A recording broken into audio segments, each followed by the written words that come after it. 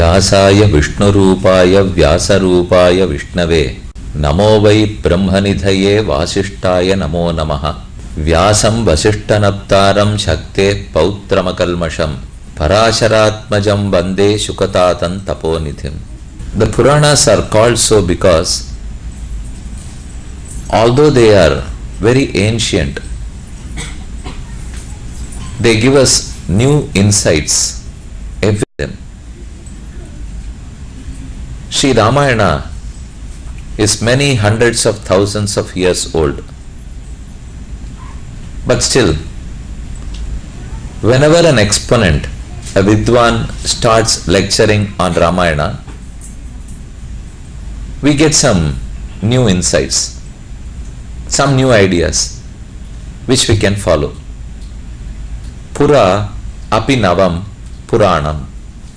The meaning for this word Purana is Pura, quite ancient. Api, although ancient. Navam, it's very, very contemporary. The text may be ancient but not irrelevant, but not out of time. Instead, it is very contemporary. We can easily relate it to present world. Many aspects that we talk about today are well mentioned in the Puranas. Your global warming, we not reciprocating to Mother Nature, Himsa and Ahimsa, scarcity of water, losing universal brotherhood character, all these are found very much in the same way as they are today. They are all mentioned by Parashara, Vedavyasa, Valmiki. If you go through those passages, you will get confidence that we can rely on this ancient text. They are not anything alien to us. They are quite relevant to us. We are in such one text, Srimad Bhagavata Purana. We had dealt in detail with Srishti, Sthiti and Samhara. How Brahman creates this material world, why does he create, the cause for creation, the purpose for creation, the process of creation, and the problems that we face in this creation, and how do we get out of this deep wood. The only way is to practice absolute unconditional devotion. Bhakti is the one means that can get you out of this big deluge samsara. But having been created by Brahman, if we do not put use the Sharira for the purpose for which it got created, then what would happen? Shukacharya iterates that to Parikshit Maharaja. Let me read those passages. We are in the second canto of Bhagavata Purana. In the second canto, he says, Bilebata urukrama vikraman yena shrinvataha karnapute narasya jihvasati dardurikeva suta nacha upagayat urugaya gathaha. I am blessed with eyes. I have two hands. I have two legs. I have ears to listen. I have tongue to talk. But all these to be offered to whom? Vichitra deha sampattihi Ishwaraya niveditum purvameva krita brahman hastapadati sanyuta. Bhagavan created us with pani, pada, eyes, nose and ears to reciprocate to him. If we get a loan from a bank, we have to pay interest and also return the principal. Similarly, we have been blessed this body. That's the principle Bhagavan given to us. At the end of this life, we have to reciprocate, submit this body back to him, not only the principle, but pay interest, which is devotion and bhakti. So this body is the principle. With this body, if you offer puja to him and practice bhakti yoga, that is the interest we pay to Bhagavan. We neither pay the interest on time, nor are we returning the principal in time. We have forgotten the matter itself that we have got a loan. So we have taken a loan. This loan is not our own. The money is not our own. With this loan, you can study. There is an educational loan. Many of you would have taken a loan, come to this country, done your MS and working today. Can you go without repaying your loan? The loans were given for what? For studying. You repay the loan, but you are left with the treasure of your knowledge. You have acquired knowledge through this loan. You need not give back that knowledge. That will be with you, but the loan has to be repaid. Similarly, Bhagavan gave us this body. There is a loan given. With this body, practice Bhakti Yoga, reach Him. Bhakti is the knowledge that you are acquired. He will not ask that back from you. That is a treasure that you have saved now. But this body and limbs must be offered back to Him. This is like repaying the loan, repaying the principal amount. I hope I am clear on the analogy. This is a body that we have taken from Bhagavan. If you do not reciprocate, then if you don't pay the loan, you are subject to any punishment. Similarly, Shukacharya tells Parikshit, you have an eye, but that has never had darshan of Krishna. Then what can I term that eye as? You have ears that has never listened to His glory. What can I call those ears as? You have limbs, legs. You have never visited a temple. Then what can I call those legs as? This is the story here. Bilebata urukrama vikraman yena shrinvataha karnapute karasya narasya. To this human being, urukrama bilebata. Bila is an ant hill. Ant hill that also has holes. My ears also have holes. That also did not hear the glory of Krishna. I also did not hear the glory of Krishna. So there is no difference between an ant hill with a hole and my ears with a hole.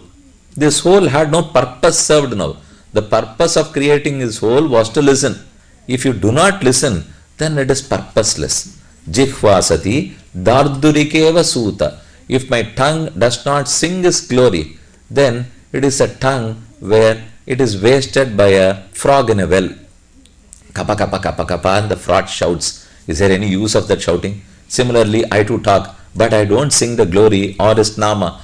I don't do nama sankirtan. Then this tongue is equal to the tongue of a frog, which only wastes its energy.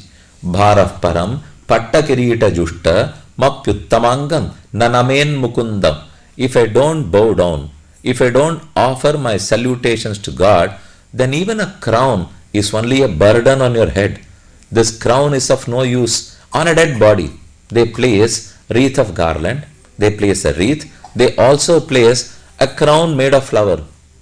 On a dead body, they place a crown made of flower. Is it a decoration to that body? It is a burden to that body, because it's going to be burnt in few moments. Shavav karau, no kurutaha saparyam, harer lasat kanchana kankanav. I have beautiful pair of arms. I wear bracelets. I wear vanki. I wear too many chains in my shoulder. I look too good, but these hands have never folded before Bhagavan. If so, then they can only be equated to the hands of a dead body. Dead body also has hands, and we remove all the bangles and other decorative ornaments from the dead body before we burn it.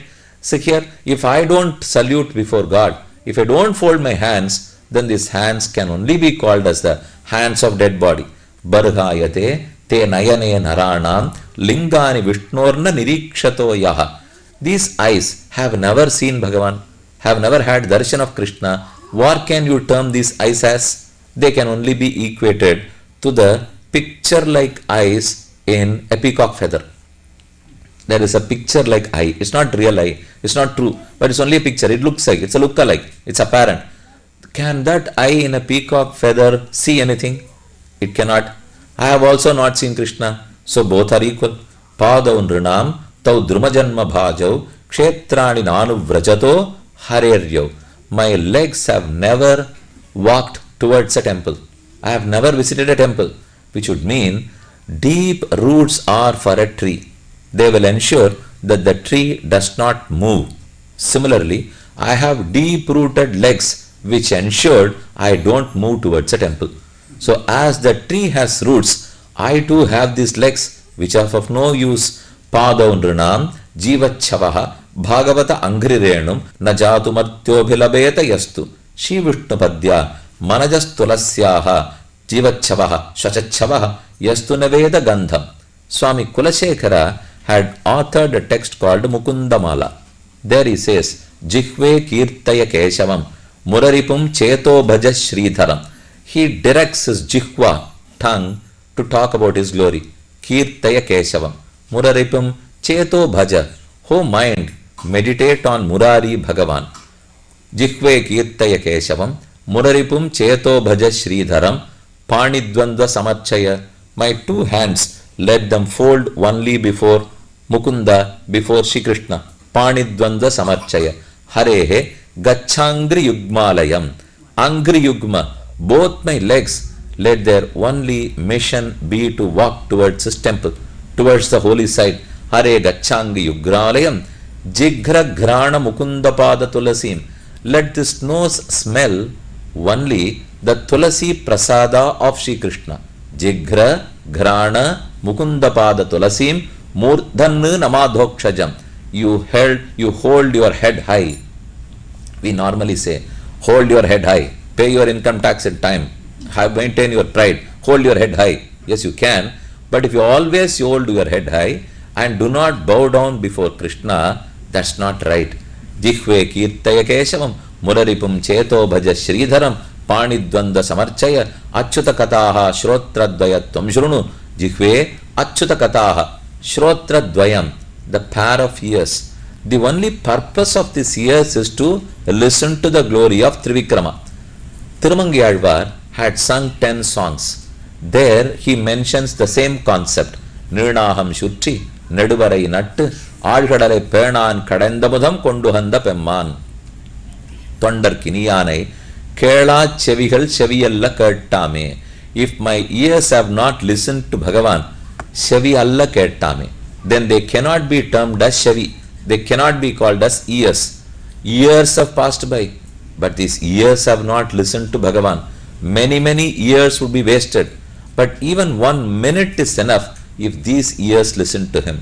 So Kulashekara, King Kulashekara, Tirumangiyalvar and Shukacharya, they all suggest the same. We have been blessed with his body, with his indriyas. It is our bounden duty to reciprocate to him. And we have to reciprocate to the Devas even. In Bhagavad Gita, Krishna says, Tair Dattan Apradaya Yebhyaha Yo Bhunkte Stena Yeva Saha. We have been blessed water by Ganges, by Varuna Bhagavan, wind by Vayu Bhagavan, light by Surya Bhagavan. Now, having accepted all, do we reciprocate by our offerings, by yaga, yajna, homa? If you do not and happily enjoy whatever we have got, then is it not just treachery? Is it not that we don't reciprocate? It is wrong. If you forget whatever good done to you, then you become a kritaghna. If you remember whatever good done to you and reciprocate, you are termed as a kritagnya. There is only a difference of a syllable. One akshara is the difference. But in English, how do you write kritaghna and kritagnya? When you write jnana, how do you spell it in English? G-N-A-N-A is jnana, but in Sanskrit is gnana. It's not jnana, it is gnana. Now you write kritagnya and kritaghna. How will you spell? When you write kritagnya, K-R-T-A-G-N-A-N-A, that becomes kritaghna. You are no more a kritagnya. Kritagnya is one who remembers and reciprocates. Kritaghna is one who does not reciprocate, who forgets all the good done to him. So at least this kritagnya part of it, don't spell in English. That can be my suggestion. Na vikriyetatha yatha vikaraha netre jalam gatra rukheshu harshaha. So Parikshit, understand that you have been blessed this body. Bhagavan created you as per your karma, but in the process you will have to reach his feet. Then he talks again about Srishti. Let us move on to the various avatars of Bhagavan. Paritranaya sadhunam vinashaya cha dushkritam dharma samsthapanarthaya sambhavami yuge yuge. Now this is the second effort taken by Bhagavan. His first effort was to create us. Unless we are created, one cannot practice Bhakti Yoga. The second effort was to bless us with Shastra. Without a manual, how can you use this equipment body? You buy a washing machine or a dishwasher. You come home, try to work on it. It's not possible. You need a manual to work. You have to read the manual and do as per the manual. Ask the person to install it. Let him train. There has to be an induction. Only then we are left to loose. Even then, if there is any repair, you are not allowed to open. Call the service center. They will come. And the first question is, did you touch? If you had, the fees is different. If you have not, then the fees is normal. Similarly, this body is the equipment given. There is a manual to it. Vedas, Itihasas and Puranas are the manual. We are supposed to go through the manual and operate this body as per the manual. Even if the manual doesn't work, then there will be a live demonstration, right? Although I have a manual, I need a live demonstration. Bhagavan descends to this material world, which are known as incarnations, for the purpose of live demonstration. So he has now come. He is by the side of you. He demonstrates as Krishna, demonstrates as Rama, demonstrates what? All the theory mentioned in the manual Veda. So his first effort was to create us. Second, he blessed us with Shastra. Third, he himself descended and carried out many incarnations. Fourth, he has another. If all these fail, then what can happen? The service engineer has to come and set it right. They are our Alvars and Acharyas. So they are engineers who come and set this right.